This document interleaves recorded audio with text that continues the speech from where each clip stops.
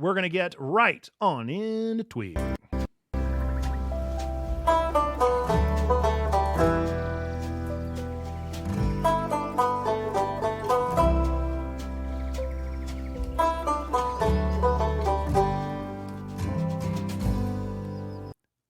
Alrighty, welcome into TWIG, your weekly geekly family-friendly news show that tackles everything from defining Fallout TV show details to Jeff Keighley's take on indies with some games thrown in between.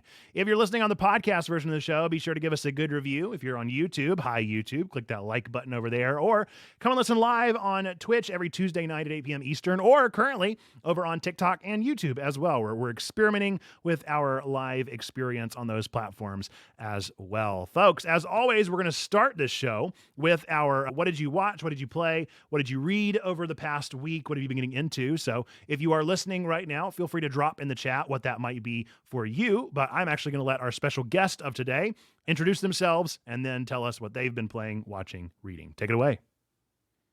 Oh, I am Mayfly. I've actually been doing a lot. Been watching mainly, honestly, YouTube. I've been really deep down the Josh Strife Hayes rabbit hole. He has a series called Worst MMO Ever, where he just plays the worst MMOs so that we don't have to experience them for ourselves. And it's a lot of fun. He just nitpicks at everything, and it's very funny and engaging. So that's been a lot of fun. Playing, I just as last week started and finished American Arcadia, started and finished Stray Gods, and started the first Divinity because I'm on a Larian Studios kick, because who is surprised at that? Probably no one who knows me. It's actually really good. They did an updated enhanced edition that they released not too long ago. I say not too long ago, but 2014-ish. And it's really good. And you can definitely tell how their style and writing has improved over the past decade or so, which is really interesting to see. So Very cool. Well, I definitely am not surprised that you've been playing through Larian's games. I'm not going to lie, those have been ones that have been on my list for forever. I've been super interested in going through Divinity and seeing how it like plays and how it feels. And now that I've played Baldur's Gate, I have a feeling that I might be more inclined to do that than ever. And I'm hopeful that I can actually get into it in the near they future. play really similarly. The Yeah, mechanics are very, very similar. I can definitely imagine. Yeah. And I'm totally down for it. I can't wait for the experience, and hopefully that will happen sooner than later. Of course, the backlog is forever long, as always, so there's no promises there. Let us know in the chat what you've been watching, playing, and reading. What I have been into for the past week is so many anime. I've been catching up on my backlog there, really trying to binge through all of my favorite anime out there. So I have been watching Shangri-La Frontier, which has been really good. I am catching up on Freyrin, which I genuinely think might be one of my favorite anime, at least this year, and maybe in the past couple years. It does exactly for me what Mushoku Tensei seemed to do for everybody else, but without the pervy main character, and I'm all here for that. And I've been reading Johannes Cabal. I'm almost done with that. I'm gonna finish just in time for our book club, which, by the way, we're gonna pick up a new book tomorrow. So if you want to join us for our book club, be sure to do that there. And then as far as games I've been playing, I just wrapped up Steins Gate, and holy smokes, it really is as good as they say. It is a game that I have put off and put off and put off. I've been like, should I just watch the anime instead? No, if it's a visual novel, I really want to play the visual novel because I love that medium. And so it was like, what am I going to do? Finally, just like buckled down, did it, finished it, a masterpiece. Like, it totally is fair what they say. It is a lot of hours, and it is indeed gonna take up a lot of your time. And if you're not into visual novels, you're not gonna like it even a little bit. In the instance of that, you should watch the anime, because so far I am watching the anime now because I'm deep in the rabbit hole, and I'm on episode 2, and everything is very much following along course, just sped up pretty drastically. Since I finished Steins Gate, I've been playing Persona 5 Tactica. It is significantly slower. It's something that is not necessarily like drawing me in with any heavy hitters, but we'll see where it continues to go as I get through that, and I might end up dropping it before everything is said and done. But hopefully, I want to like it more than I am currently. So maybe there's a chance that I'll get more into it, because I sure do love the feel. I love the aesthetic. I never really got into the Mario and Rabbids games either, because I just don't think they're my style of game. But We'll hope so. Thank you for that sub from H-Man there. We appreciate you. With that, we're going to get into our first news story for the show, which is going to be about the Game Awards. The Game Awards 2023, hosted by Jeff Keighley, is introducing major new changes, including increased security measures in response to past incidents and moving away from the world premiere label for game announcements. Additionally, when asked about the nomination of Dave the Diver in the Best Independent Game category, that sparked some debate, which led Keighley to address the subjective nature of defining indie games. He explained that various factors like budget, team size, and spirit of the game are considered, highlighting the complexity of categorizing games in an industry with blurred lines between independent and mainstream productions. So, Mayfly, I have a feeling you have some opinions here. You like games and game development, and you are similar to me, very much drawn to indie games in a lot of ways. I think you're curious about them. So, yeah, tell me what you think. That's interesting. The first thing that popped into mind when I initially read the notes was actually Alana Pierce did a really good video on game awards in general, how they work, how voting boards work, how everything works, and how games are chosen, what the different categories are, what the different subject lines are, the types of people that vote, the fact that it's company votes, and typically they basically will ask a company to ask their employees what their top 5 games are, and the most votes from that entire company of the top 5 games are the ones that get nominated.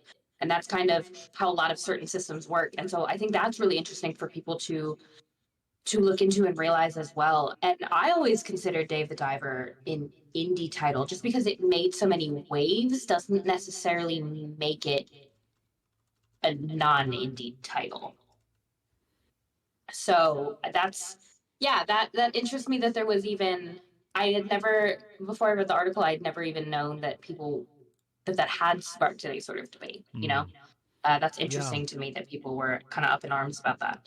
Yeah, I think it's being backed by a pretty big company. And so that's the like debate factor, is that what does it mean to be independent? Does it mean that you're independent of companies? Because if that's the case, then like you got to be a pretty small pile of folks there. And so I do think that a lot of the other games certainly do check that box more than Dave the Diver does. But I also think it's really tricky to try and define these things. For me, there's like I laughed whenever it said like the spirit of the thing, but like, yeah, like I kind of agree. Yeah.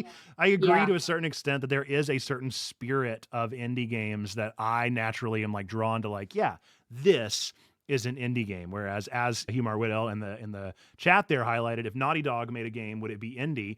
Like for me, I feel like any of those kind of obviously big budget, like AAA titles, even if they're produced by a small team, it really is like an impact and a spirit and a drive behind the thing. It's hard to encapsulate. Always, for me, there is a specific type of game that is, and it's not a negative thing, but it is typically more obvious when it is quote unquote an indie game, because the teams are typically smaller. Whether or not they're backed by a larger company financially doesn't mean that the team themselves isn't compiled or compressed a little bit. Does that make sense? So like if my final project from college ended up being a full demo, like just because we were backed by the college technically and we had all the resources at our disposal from the college doesn't mean it would have been a AAA demo. Like that still would have been an indie demo. Right. So that's how I look at it, having been in that kind of in that situation. Yeah, it's a lot. It's a lot to deal with. I do not envy anybody that's trying to come up with award shows like this and trying to figure out how to draft it. I appreciate you for using tamer language than Alana did, in which her video did use a pretty heavy word right on the title. So like award shows, of course, we all know they're nonsense, right? And it's just the fun of getting together. That's the reason that I love it as Checkpoint, is because we can like gather around and watch this thing and just have something to talk about. But at the end of the day, that's all that it really is. And we can put labels on things as much as we want to, but at the end of the day, it doesn't really help much. There are going to be GOTYs that are going to be at other award shows. Baldur's Gate has already won GOTY in several other award shows. So it's like, does it matter if it wins the Game Awards GOTY or not? No, it's just a show. But maybe it does matter to some more than others. So we'll see. we'll see how everything pans out. I am glad they're increasing security. I have definitely enjoyed the goofs and gaffes over the past year, but that is just not the environment for that kind of thing. So hopefully they're able to get that on lock and everything works out just fine. So let us know your thoughts about the Game Awards adjustments, as well as Keely's thoughts on independent game production. And we're going to move on to our next news article with Mayfly. Take it away.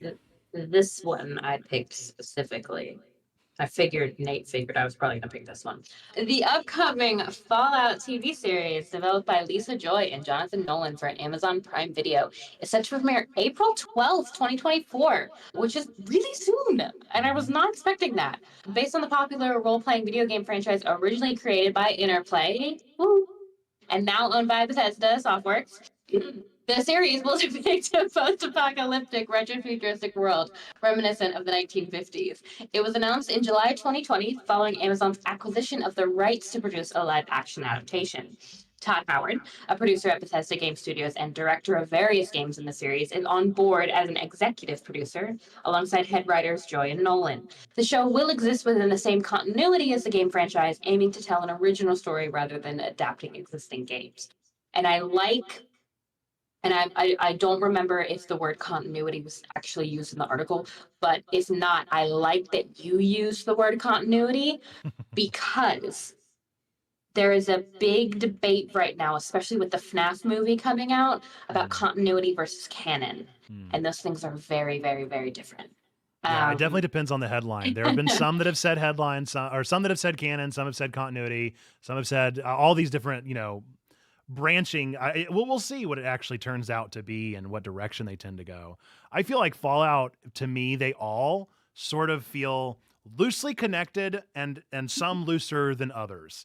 And while it definitely has like a shared universe, it almost feels more to me like the D&D universe, where it's like there are all these tied in worlds, but the stories feel so disconnected that it's like, I don't know. It's like having Marvel where they just have this like giant frozen in the sea and rock and nobody ever talks about it. Like it's a very similar kind of thing where these like catastrophic events can happen in various spots in Fallout and nobody else knows about them in the other games. Yeah, I don't know. I'll be interested to see what this turns into. I'll at least personally, I think this household will attempt to watch it. We'll see what happens. I know I'm going to watch every minute of it. I'm a big fan of Jonathan Nolan. I'm a big fan of Walton Goggins, and I love Fallout lore. So like the more of that I can see, I'm hopeful that that's what they lean into. And yeah, I think a self-contained story in Fallout is exactly what Fallout needs. Like that's definitely the biggest complaint I think for most of the latter games there in the Fallout universe is that they focus so much on these branching narratives that they end up telling no story at all. And so being able to encapsulate something into hopefully a single season, hopefully they aren't planning like multi-seasons, that would be the best possible scenario. And the reason this is coming back up is because there are new stills. So I didn't include any stills, of course, today, but you can go look them up if you look up the latest Fallout news. They've got some pretty cool shots of Walton Goggins, who it has been confirmed now is playing a ghoul, which is interesting to see him in that role. And then we got a look at a vault dweller and then also some of the suits. So got some exciting stuff going on. Yeah, definitely check that out. But do let us know if you have any thoughts on this one in the chat. Any final thoughts before we move on to the next one, Mayfly? We'll see. I mean, Amazon Prime with their stuff has been really hit or miss. Like the Lord of the Rings stuff, super miss. The Vox Machina stuff, it was so pretty. Super hit though. So it I think it also depends a lot on how much creative control the original creators have as well. So we'll see. We'll see. I'm with Gam, tentatively hopeful. I'm definitely going to watch the whole thing, and it might be a suffering watch, but it'll definitely be a complete watch.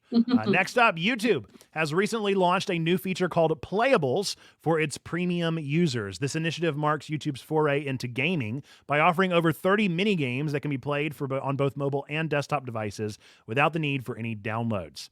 The games, which are small and free for premium users, include a variety of arcade and puzzle-style games. Notable titles among these include Angry Birds Showdown, Brain Out, Daily Solitaire, The Daily Crossword, and 8-Ball Billiards Classic. These games are accessible through a dedicated Playables shelf on YouTube's homepage or via a link in the Explore menu on desktops. The Playables feature is set to be available until March 28th, 2024, and includes a total of 37 games. So I did actually have this pop up. I am a premium user. They conned me into that years ago, and I can't get rid of it because I love the ability to like turn off my phone and it not stop playing. That is the reason. I pay We're the all the same. money in a year just because I can turn off, Yep. and it's so nice. It's nice. Yeah. I have not played with the Playables yet, though, so I cannot confirm how they are. Just reading them, it sounds like they're pretty basic games that I probably play anyway. I've been into the crossword, obviously. We did that before recording this podcast. We did Puzzmo, so I don't know. What concerns me is the date, March 28, 2024. What does that mean? It's set to be available until then. Are they seriously only testing this for 4 months? Like, that is bonkers. How much could it possibly cost for them to host games for more than 4 months? They are really not one to dip their toe in the water at all. I personally don't even really understand why they're doing it. And I'll say it this way. People go to YouTube to watch other people play games. Mm-hmm. People don't go to YouTube to play solitaire, right? Like, if I want to play solitaire, I'll download the solitaire app, or I'm sure there's a default one that came with my phone because that's one of those default games that just comes with your phone, right? And I enjoy solitaire, right? But it's yeah, and that's another thing. I don't know if you can play while you watch. Does it say? And I'm assuming that's the case. I think surely that's why it exists, is because you can play while doing things. I don't know. Otherwise, I wouldn't understand the point behind it either, because like Netflix, right? They've bought up big games, and you go there to play the games. But it's not meant to be while you're watching. But the games that they described, at least in what I've surmised here, are very much like background games. Like they're games that I want to watch, or they're games that I want to play while listening to a podcast. But again, I got YouTube Premium so that I didn't have to keep the YouTube app open. Like that was the whole point of the thing. Yep. So I don't know. I'm going to try it. I'll give it a shot now that I know more about what it is. They also did not launch it very well. It was not until I found this article that I understood what went on. It was just like a quick little pop-up on my screen that was like, you can play games now. And then it was like, okay, I clicked the okay button and it was just gone. So I don't think I ever got that. And I have Premium. I didn't even know about this until I saw these notes. It was only on desktop. It was only on desktop that it popped up. It did not pop up on my phone. So I got nothing. I got no clue. Don't know why it happened, for what reason. I'm clueless. But let us know if you're planning on playing the YouTube games or if that's not your steez in the chat. We're going to move on to our next one. A report by the Entertainment Software Association, or the ESA, reveals a shift in the gaming preferences of children in the U.S. for this Christmas. The study, which surveyed over 500 children aged 10 to 17, found that 72% of them want game-related products, but only 22% are interested in physical games. Instead, the most popular gift ideas are subscriptions at 39%, consoles at 38%, game accessories at 32%, and in-game currency at 29%. This preference for a digital and subscription-based gaming product indicates a significant change in how younger gamers engage with video games. Additionally, the ESA's survey of over 500 adults showed that 1 in 3 plans to buy video games for themselves or others, with 57% of parents considering video game-related gifts for their children. Game-related products surpassed other gift options such as money, gift cards, and technology items like smartphones and smartwatches. A president and CEO, Stanley Pierre-Louis, highlighted the widespread popularity of video games among Americans, noting their role in connecting families during the holiday season and beyond. Interesting conversation going on the Discord about this one as well. So what are your thoughts here, Mayfly? Or do you have any? I do. It does not surprise me that game subscriptions or subscriptions in general are the most popular. And I say that going back to what we were talking about, what I've been watching recently, right, with Josh Hayes and his whole MMO series. They are tailored specifically, especially nowadays. The cash shops are tailored specifically to make you spend more than you need to for the things that you want. And so, especially for kids playing online games and things of that nature, they go, "Oh, mom, I want, a 1 month subscription to X MMO for Christmas or whatever."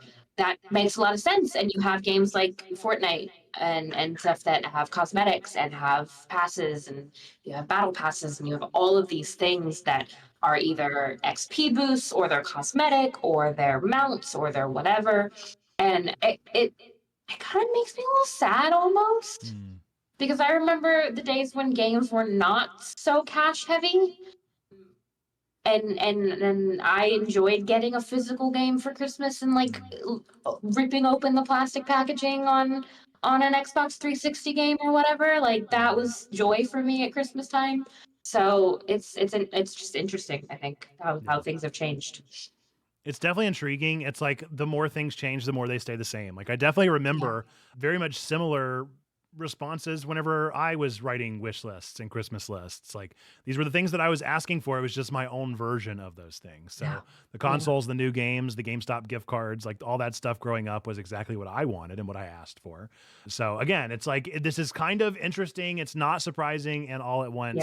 Just kind of almost nostalgic for me of like, yeah, like this keeps going and it keeps staying the same of we're loving video games, we're passing on video games, we're wanting them. I did find it interesting as far as like buying games 1 in 3 adults. That's a pretty huge percentage. Now granted, this is a pretty small pool of 500, but that just shows that the proclivity of gamers increases and increases and increases and continues to be such a pervasive presence that everybody that is ignoring how big video games are just is truly clueless, because they're just the biggest thing and everybody is talking about it, and 1 out of 3 is a drastic number with plans of that nature already. So very exciting stuff. Again, we do have an interesting conversation going on around it and around subscriptions in particular, about whether or not you should have to have subscriptions to play online, which is an ongoing debate that we're not going to have now, but continues to be an interesting topic to dance around and to figure out and to play with. So if you'd like to have that conversation, feel free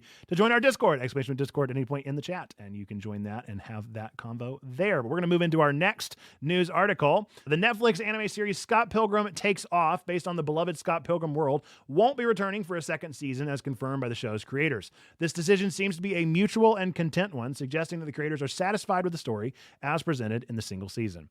The series, which dives back into the world of Scott Pilgrim and his life with Ramona Flowers, has been well received, but fans should not expect any further adventures in this particular anime adaptation. This was a super interesting one to see literally take place on Twitter, with Brian Lee O'Malley like sharing all of the different articles that kept saying like canceled and not happening and so sad and fans are depressed and like all these things. And he was like, so we made one excellent like season of a TV show and y'all are sad? Like, oh, yeah, we ended the show well. We did what we wanted to do. And I think we need more of this kind of thing. So I'm a big fan. I give 2 big thumbs up for a single season of a show that is fantastic. Yeah, I saw the film once or twice, but that's about the extent of my Scott Pilgrim knowledge. I mean, the art looks cool, but I also don't have Netflix either, so. Well, that'll definitely do it. I will say that about this show. I think that it is really for the fans. So like my biggest gripe, which I can't say is a gripe because it doesn't affect me at all, is that I would have a hard time sharing this show with a lot of folks.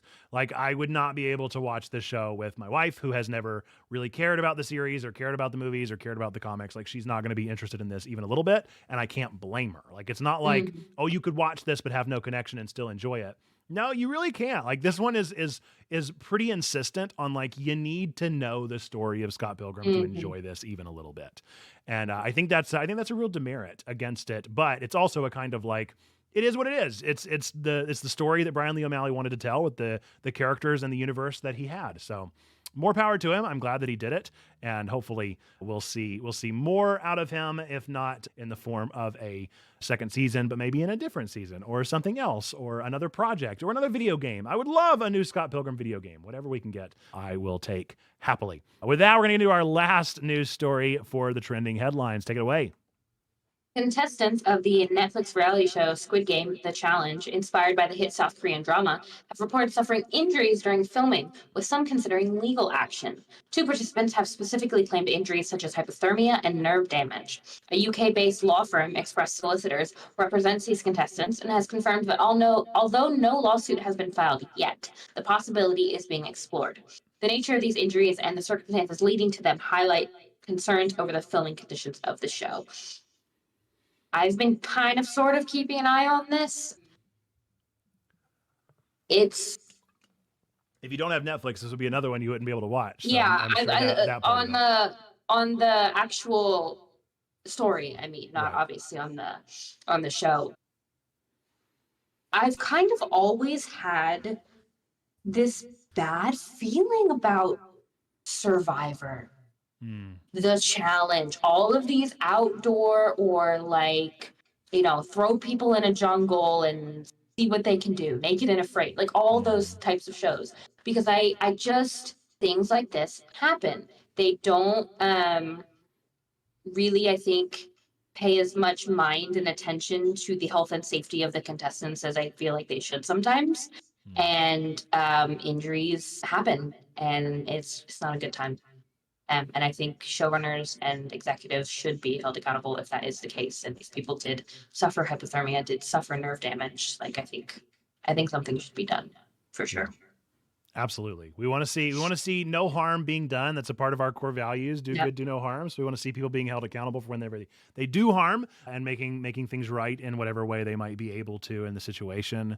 I do think this whole thing is bizarre. I think Squid Game was a weird phenomenon anyway. I enjoyed the show. I don't think it was quite as much of a phenomenon as it probably I don't think that it needed to be as big as it was. I think it was good, but I'm also a diehard Death Game fan, so I've seen way better. But I did enjoy Squid Game, and I was happy that it existed and that it took off the way it did. But it doesn't make sense to me to make a Death Game show. Like that's Yeah. either you can't do it all the way, or the way that you do it is going to be cruel and unfair. And I don't think the point of Survivor is necessarily cruelty as much as like pushing people to the limit. Whereas Squid Game, the point is cruelty. Like that's the Yeah. objective of the people that are overseeing the game. So super weird. I think this whole thing is bizarre. I also saw some people on TikTok pointing out that it took Mr. Beast like 24 hours to put together a Yeah, he Squid did. I Game. was just gonna say that. He put one together.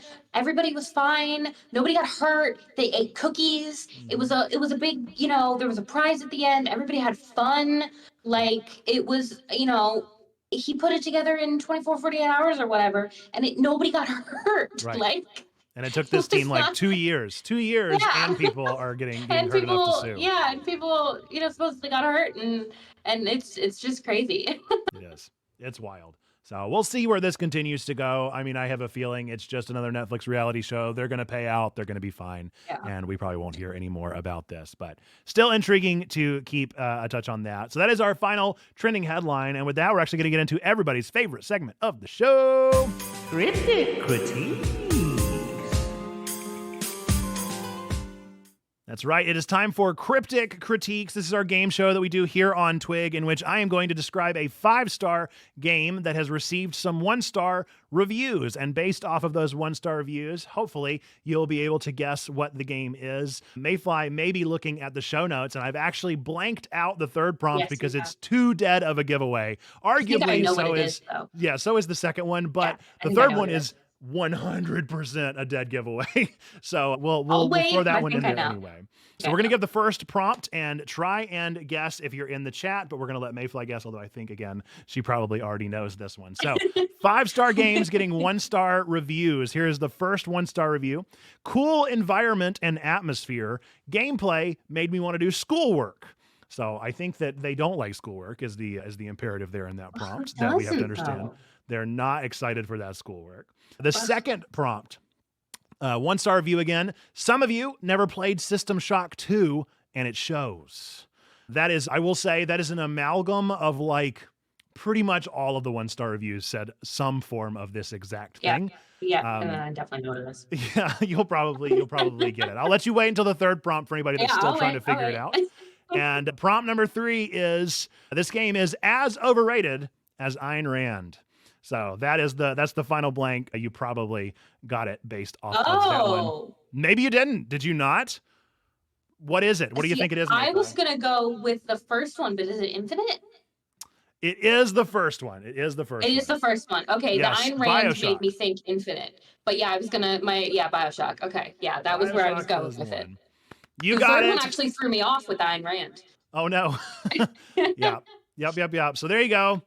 Chats in the clap for sure for Mayfly. I tried to pick a game that I knew that you loved, just because then you would definitely be able to figure it out in some way, shape, or form. Yeah, I saw the System Shock Note 2 stuff, and I was like, oh, this is definitely Bioshock. Yeah, that was a lot of the complaints were like, this is just the same story, and everybody should go back and play that one. And I was like, I don't know. I have no hot take on this one at all. Yeah. But Clearly, the kind of people that is, didn't like it were mad. but what's whatever. It's great. Whatever. I love Bioshock.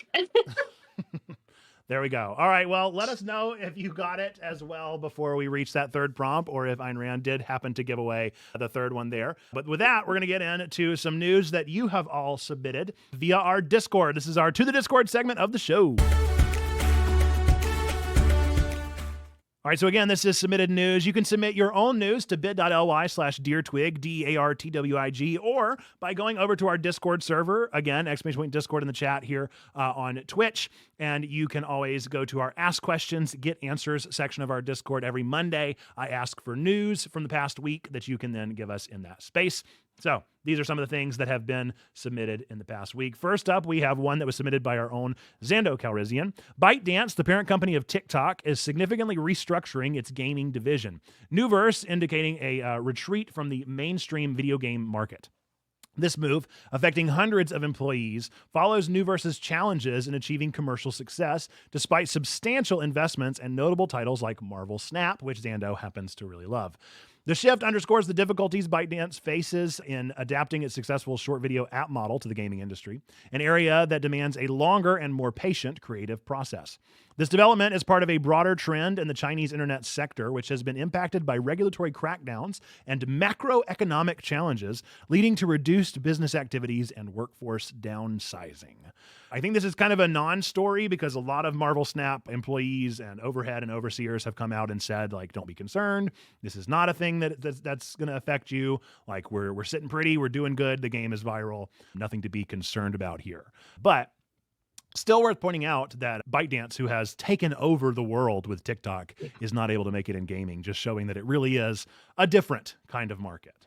Oh yeah, no, for sure. I mean, it's just like I was saying earlier with YouTube trying to implement short games into people who go to TikTok for short form video content, right? They go to YouTube for short, medium, and long form video content. They don't go, to play games necessarily. So it's I think for those companies finding a good balance. Yeah, I'm very curious to see if they do, like, a couple months, 6 months. How long does it take before we do hear anything? And is there any kind of kickback here? I really don't think that there's going to be for Marvel Snap. I hopped out of Marvel Snap pretty hard, pretty early, but a lot of my circle has maintained it. Obviously, I mentioned Xando as the one that submitted this, and so he's definitely still very invested in it, and I don't think it's going anywhere anytime soon. They have a pretty tight model, and anytime I've heard any of their investors or leaders or visionaries for it talk about the future for this company, they're like, yeah, we're already thinking about our next game. Like, we're considering how we're going to continue innovating and making more addictive, good video game card-based battling content. So we'll see what comes out of this unfortunate departure from the gaming entity sector. With that, we're going to go into our next piece of news. This one was submitted by myself on behalf of our own H-Man B-Surfer. Let me see. It's in my way. Yokonobu Tatsu's manga, Dandadan, is set to receive a television anime adaptation in 2024, produced by Science Saru. The anime, described as a paranormal mystery battle and romantic comedy, will be directed by Fuga Yamashiro and Hiroshi Seko, supervising and writing the series' scripts. Notably, the music will be scored by Kensuke Ushio, and character designs will be by Naoyuki Onda, with Yoshimichi Kameda designing the aliens and supernatural entities. The story revolves around Momo Ayase and Okarun, who have opposing beliefs in the paranormal, leading them into battles involving spirits, aliens, and a touch of young love and humor. Currently serialized on Shusha's Shonen Jump Plus service, the manga's 12th volume is scheduled for release on December 4th, 2023. Further details about the anime, including the cast, will be announced at the Dandadan stage event at Jump Festa 2024 on December 16th. So, Mayfly, I know you are disconnected from the anime and manga scene after a childhood of enjoying several series, but it has become my lifelong goal to get you back into the scene. So we'll Yeah, I specifically did not pick this one because I did not want to butcher any of the names. There were a lot of them in there, and I probably did. So I would not put it past me. Wow, honestly. The way I found you have to do any Japanese name, you just got to get it out there. You just try and say it as fast as possible, and then odds are you'll get it out in time. I like the idea of a paranormal mystery battle and romantic comedy. It's pretty great. Pretty opposing things going on there. Yeah. So the concept is that Okarun is the boy there with the glasses, and he believes in aliens but does not believe in ghosts. And then Ayase is the girl there, and she does not believe in aliens but does believe in ghosts. And through a series Absolutely. of bizarre events, they end up both being proven wrong and get into a lot of pretty insane adventures and possessions and all sorts of great stuff. And As there's H-Man, H-Man, most off the yeah, wall, amazing it's manga I've ever read. It sounds pretty off the bonkers. wall. It's bonkers. It's crazy. It reminds me a lot of Fooly Cooley with some other elements in there of like, Fooly Cooley is so like irreverent. And I think Don to Don is a little bit more cohesive of a story than Fooly Cooley necessarily shared. So I'm excited for it. Science Saru is definitely a great company. I'm glad it's not being produced by Mappa. They've been in pretty hot water over their serious burnout that they have been putting behind their teams. But Science Saru made Devilman Crybaby, as well as Keep Your Hands Off Isaacan. A lot of great series there, and I think that it's going to be a fantastic production. I'm looking forward to it. I can't wait. It's already got me looking forward to the next year of anime, which sometimes, we have some down seasons, but this is definitely going to be a good one. Some wishful thoughts there from H-Man. I hope they keep the Yeah. MA jokes and themes and don't PG-13 it. There's a reason you have to watch it on browser and not the app. Yep. That's definitely true. It's they don't pull any punches with this one.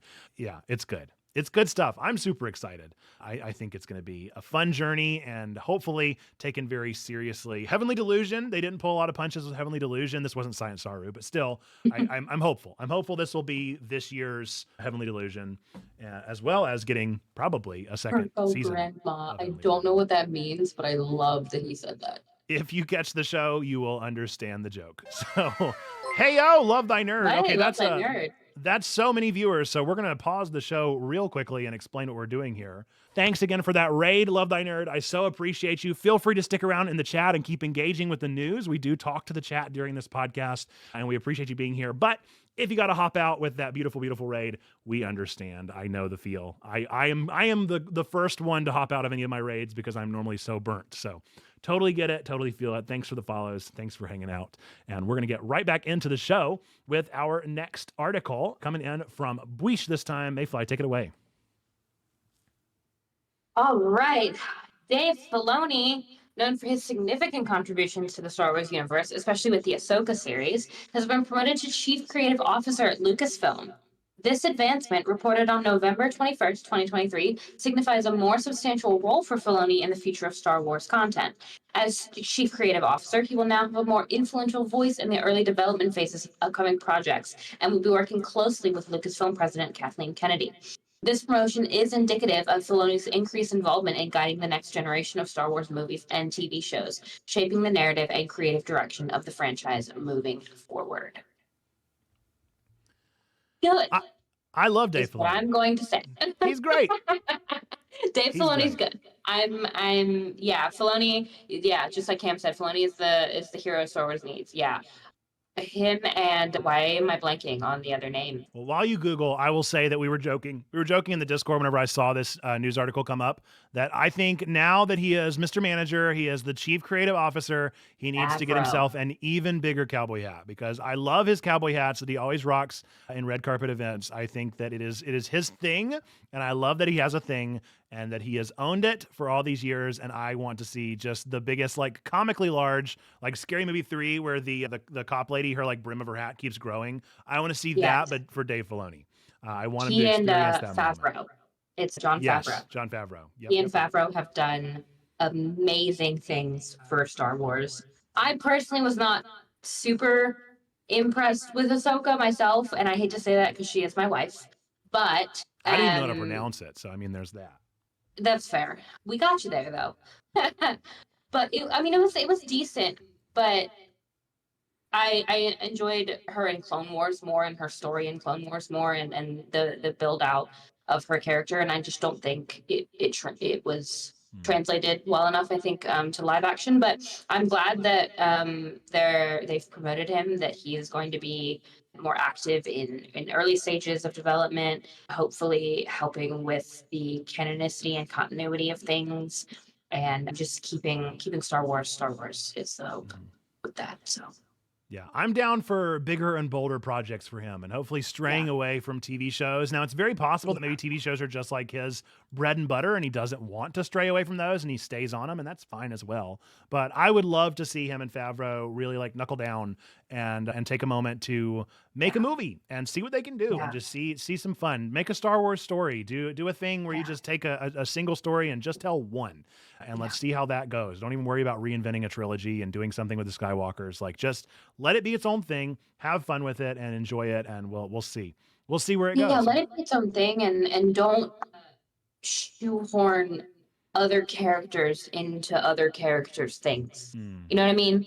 Like, don't take. We had a lot of Mando and Boba, and we had a lot of X person and this person's show, and this person and this person's show, and Right. a nice introduction because they're getting their own show is fine, but don't give Boba Fett's show 3, 4 episodes of just the Mandalorian and the baby, Right. because then it's not the Boba Fett show anymore. It's the Mandalorian and the baby part 3.5, Yeah. right? So if you're going to make something, what I would love to see from them is really committing to the character that they're trying to show and exemplify, and focus on that character specifically without trying to bring in other characters for views or for whatever. Yeah. I agree. There's gonna be a lot of hard choices. I'm excited. Gam dropped in the chat and said we were getting a Mandoverse movie coming up. If that's the Nice. case, I'm thrilled about it. I want to like Mando more than I do, which that's my hashtag hot take that I'll leave it there. But I think mean, that a movie versus a show would suit me so much for The Mandalorian. I want less story. I but is want Pedro a Pascal going to be in it? That's the thing, because he's like it's a quitting. lot. So like Yeah. he's out. I mean, that's it. He said he's done. People say, well, the paycheck, but he's also got The Last of Us season 2 at least. Right. He's sitting pretty. So he's sitting very pretty. He doesn't need Disney and The Mandalorian, right? So Right. I don't know. We'll see what happens. We'll see what happens indeed. With that, do let us know in the chat any thoughts that you might have around Filoni and the Filoniverse taking over there and hopefully the future there. But with that, we're going to move in to my personal favorite segment of the show. At this point in nerd history. It is at this point in nerd history, all of the wonderful things that have happened on this exact day throughout time and space. Not too many of them this time. We've got a kind of short list, but a list that I really do like. Only a couple games and a movie in there. So again, it is going to be brief, but these are everything that released on November 28th throughout time and space. So 2019, this is a game. Technically, I normally don't do games that release anywhere other than the US because this is a US based show, but this one released in Japan on this date, and I'm going to take any opportunity to highlight this game, which I think more people should have played. 2019, 13 Sentinels Aegis Rim was released in Japan. If you like mech battlers and if you like good stories, this is a shoe-in. This is a 10 out of 10 game, one of the best games that I've ever played. Really enjoy the story. The gameplay element is okay, but the story is so good, and I always recommend it. We have a nerdy sermon on it out there, so much I like it. So this was such a small fry for some reason, and I think it deserved so much better. It's by Vanillaware, I think is the name of the company, and they only make a few games every couple years. They're very much spread out in the games that they produce. So I was very excited to see that show up today. A game version of the classic kids show that I very much enjoyed, Shaolin Showdown, premiered on this day in 2006. 2005, a much better game, I'm certain, Mario and Luigi Partners in Time, dropped in 2005. And then another game that launched on the same day, one of my favorite games of all time as well, Harvest Moon, A Wonderful Life, the special edition. So that would be the PS2 edition that allowed you to play as either a boy or a girl at the start of the game. Harvest Moon, A Wonderful Life, 13 Sentinels, Aegis Rim, those are literally two of my favorite games ever. And they released on the same day throughout time and space. That's pretty neat. Only one movie, again, 1997, Alien Resurrection, opened today. So any thoughts or draws on any of those for you, Mayfly? It is a short list this time. It is a very short list. Not really. I don't think I've played any of those, and I don't think I've ever even seen an Alien film at all. Oh, really? Now that's fascinating. Yeah. I'm intrigued by that. You should totally check out the Alien films. I honestly don't remember all of them and can't differentiate between them at this point. But the original Alien is classic and Prometheus is controversial, but excellent. So Obviously I've seen the scene with the thing coming out of the chest and it's right. but There's a I've whole never lot more to actually them. seen With the with how the much actual you films. with how much you like world building, I would think you would love the Alien universe Interesting. because they are so thoughtful in the way that they create stories. And so, yes, I Oh, like Perry's on Prometheus. you. Perry, that's Oh. another of my hot takes. I love Ooh. Prometheus. I don't think it's necessarily objectively good, but doggone it, I watch it and I'm engrossed. I want more. I do enjoy it. So Why do I feel like that was, this is going to be a very random question. Why do I feel like that was the film with Rihanna in it? Or am I crazy? it is objectively the worst, says Perry. I Or is couldn't that tell a you. different movie that started with a P and was very long? It might be a different movie, but I would recommend checking out the Alien universe. I think you would like the Alien movies. Perry thinks you would not like Prometheus. You probably wouldn't. It was critically No, panned. that's Battleship. It's just the Battleship. battling things in my head just are all the same. So she Gotcha. was in Battleship. Yeah, I was about to say, unless she was really in the background of Prometheus, I don't remember. I don't so, yeah. remember things. But that'll be some more homework for you, Mayfly, to hopefully eventually check out Got it. Alien and the Alien universe. Alien At least watch the franchise. first one. It's a Got it. classic. It's a classic. Okay. With that, we're going to get into our next segment of the show.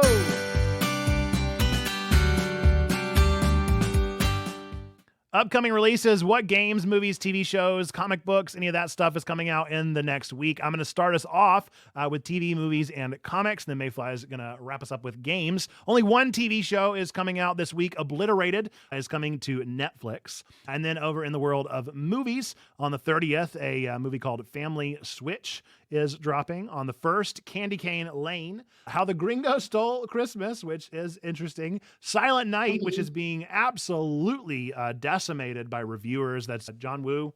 Yeah, I think John Woo and then yeah, I whoever think so. did John Wick, the two of them working together, making a new movie, and it does real bad.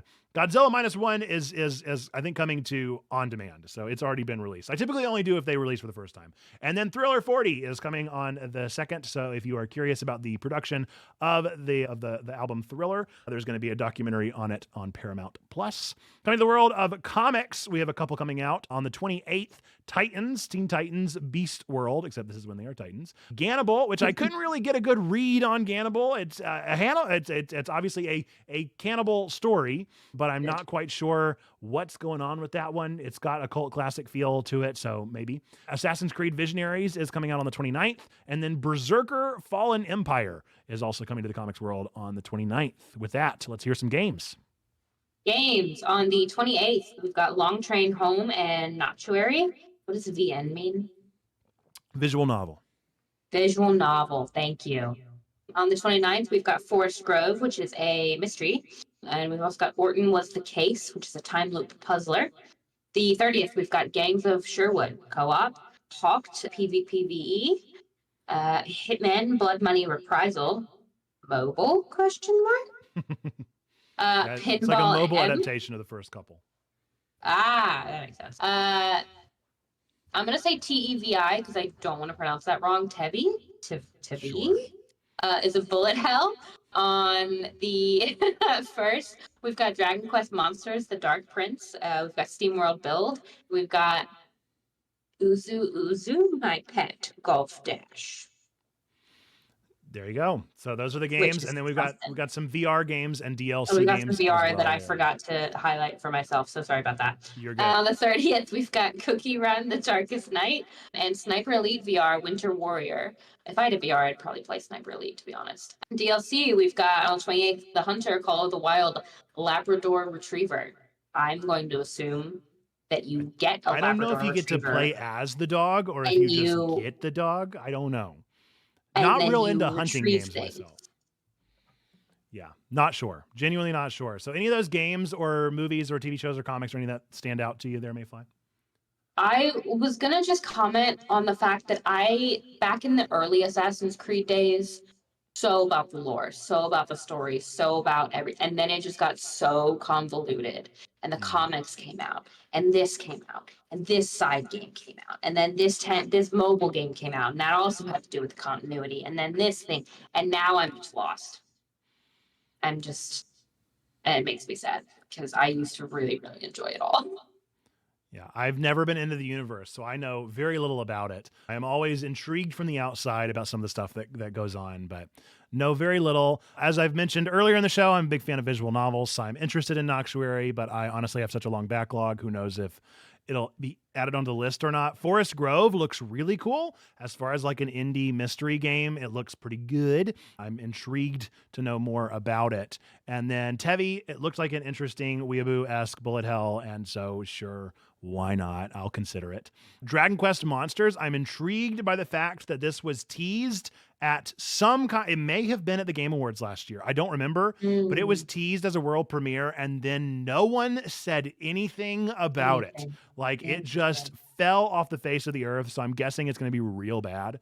The Dragon Quest spinoffs are always kind of just like, cool, it happened. So maybe they'll do good. Oh, Forest Grove looks cute. Yeah, a lot of the art for these was really, really cool. There were some more in there that I thought had some really strong art to them that I was curious about that I wouldn't play. Gangs of Sherwood was another one that looked really pretty. I won't ever play a co-op battler, but it looked pretty interesting. I don't do that either. And then this is interesting. some fun ones there. SteamWorld Build is also a controversial one that's coming out as far as like SteamWorld with some sim elements thrown into it. So I think Zando is our resident SteamWorld fan, so we'll see how those go. But I have a couple on there that are kind of interesting to me. Jate says Gangs of Sherwood is really solid. That's good to know. So there must be a demo or something out for it before this, and maybe it'll do good. I would love to see more indie games get pushed to the highlight, especially ones that have such a strong sense of art, such as Gangs of Sherwood. Orton was the case, looked really ugly, but I think in like an intentional way. And I'm always intrigued by a time loop, so I'll look for reviews. What I typically do with games that I haven't recognized is I'll either look for a demo or I'll see how they're performing on Backlogged. And if they get good reviews, then it's like, okay, I'll give them a shot. Or I'll at least add them on to the wish list and we'll see. Time Loop Outer Wilds, no shot. No way. Never You're again. right. No more. This game does look not great, but I think that's on purpose. You're talking about Orton? Yeah, Orton definitely is like a strong aesthetic that is a little bit repulsive. Yeah, it's a little off-putting, definitely. It's a thing. Oh, there's a giant woman and she's stepping on people. What am I looking at? Oh no. This game has taken a real turn. A real turn away from our Christian Minecraft server. Here we go. Okay. It's not like that. It's like okay. It's like she's like I'll take your word for hurdling people. It's very odd. Well, that reminds me of what was the other game that came out this year that was like that? I can't remember. You took it in a direction my brain was not going, so it's your fault. Well, look, I can't help it. I can't help it. I'm literally coming off of Steins Gate, which was very much like constantly making references to some questionable things. So I just Googled that game, the Orton game, and there's a screenshot, and it's just a giant stomping through a city. That's right, Jade. I just finished it and loved it. 10 out of 10. Really, really good. So we're going to move into our final segment of the show, which is, of course, Meme of the Week. That's right. It's time for our Meme of the Week. Our Meme of the Week is one of my own this time. I actually stole it, though, from Love Thy Nerd. So I love that Love Thy Nerd is here to see it. I stole this from your Facebook group. I thought it was so good. I wanted to post it over in our Memes and Goofs. So check it out here. This is our Meme of the Week. We have Pharaoh, please let my people go. And then Yami Yugi's up there, not without a duel, Moses. And I love it so much. Just hand-drawn art. So good. Such a good goof. Such a good gaff. Always some time for some Yami Yugi Yu-Gi-Oh! Memes. That's definitely the first time I've ever seen that one, and it made me laugh so hard that I had to share it. So if you would like to be considered for our Meme of the Week, then consider joining our Discord, Discord, and you can post your memes and goofs. Typically, whatever gets the most reactions is the one that I share on our weekly show. So this one happened to have the most reactions this past week. It is not because I am showing any sort of favoritism or bias. It is purely because it got the most reaction. I do appreciate it. So thank you very much for that. With that, we're going to start wrapping up the show. Before we do, Mayfly, do you have anything that you would like to shout out or share with the chat here? I'm on the Discord all the time-ish. So yeah, we do game nights after stream on Tuesdays. So I will not be at this one tonight because I've got a bit of a headache. But typically I am there. And then we do lunches on Wednesdays that I am typically always at as well. So join us there because yeah, I'd love to meet people, see people, and yeah. Yes, we are going to plan on raiding out at the end of this just because we've got such a huge crowd that I don't want too many people to fall through the wayside whenever we hop onto Discord. But that is our plan. This is what we do on Tuesday nights as we go hop over to the Discord. At the very least, I'm going to be hosting a game of Lethal Company, which is the current trending meme game of, I don't even know how to describe it other than that it is absolutely hilarious. You're trying to survive and communicate with each other. It reminds me of oh gosh, what's the Phasmophobia? It reminds me of Phasmophobia, but instead of ghosts, it's creatures. So if you would like to play Lethal Company with me, then you should join our Discord because I'm going to start up a game and I think it's up to 4 players. So we'll plan on doing that. Yes, indeed, Mayfly does rock, and we are glad that Mayfly is with us tonight. Again, ! Discord if you would like to join us there and in the games. And normally Mayfly is there. Maybe Mayfly will get rid of the headache and join us for lunch tomorrow like we get on Wednesdays as usual. That's the plan. But with that, we're going to wrap up the show. After the end of the show, I'll do the raid out just because I want to be sure to say goodbye to everybody and not just going to hop off. But now we're going to wrap up the show. This has been Twig, your weekly, geekly, family-friendly news show delivered live on twitch.tv/checkpointchurch each week, keeping your family connected to the world of nerdy news. If you watched this far, you likely enjoyed this one, so remember to give us a 5-star on your podcast app, click that like button, and recommend the show to all of your favorite nerds out there. Is there Twig next week? Yes, there will be Twig next week, Tuesday night, 8 p.m. Eastern time over on TikTok, Twitch, and YouTube. We're streaming in those 3 platforms for a little while and testing the waters there. But always, Twitch is going to be the best experience for you. It's where we got the chat going and all the good stuff going on there. With that, we're going to wrap up the show with our 3 things that we believe to be true about every single one of you out there. Whether you believe in God, don't believe in God, go to church, don't go to church, hate God, hate the church, we still believe these 3 things to be true about every single one of you out there. Number 1, that God loves you, like really, really loves you. Number 2, we love you. We want community with you. It's why we do shows like this. It's why we stream. It's why we want to hang out. And then number 3, believe that you, yes, you matter. You are a person of sacred worth. The world is a better place. Why? Because you are in it. Folks, with that, until the next time that I see you, bye-bye!